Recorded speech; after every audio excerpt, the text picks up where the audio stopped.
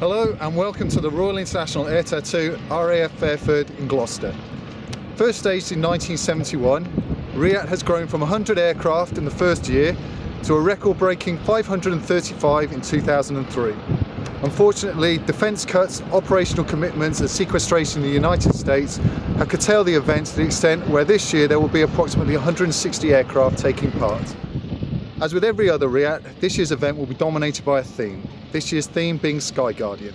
As such, the aircraft on display will be predominantly airborne early warning control, search and rescue and command and control. But of course there'll be the usual plethora of fighters, bombers, tankers, transports and helicopters. So sit back and enjoy while RIAT Exchange takes you on a tour of some of this year's highlights. Held annually each July at RAF Fairford in Gloucestershire, the Royal International Air Tattoo, more commonly referred to by the RIAT acronym, is the world's largest military air show.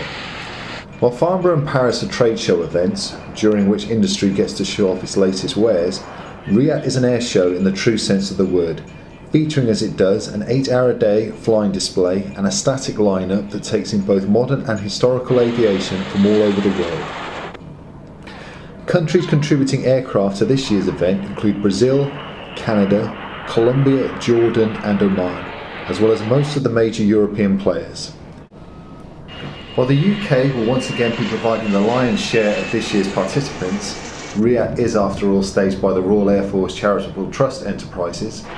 The other great show stalwart, the US Air Force, is notable by its absence from this year's lineup. Despite RAF Fairford being a US Air Force in Europe base and home to the USAFE's 501st Combat Support Wing, and despite the F-15E Strike Eagles of the 48th Fighter Wing being just a few minutes flying time away at RAF Lakenheath, no US aircraft will feature in either the flying or static display at this year's event. Unfortunately for RIAT, ongoing sequestration has forced the Department of Defence to curtail all event support, both domestically and internationally. This measure will hit RIAT especially hard, as for years the US Air Force's F-15Es and B-52 bombers have been regular show highlights, as have the US Navy's Super Hornets.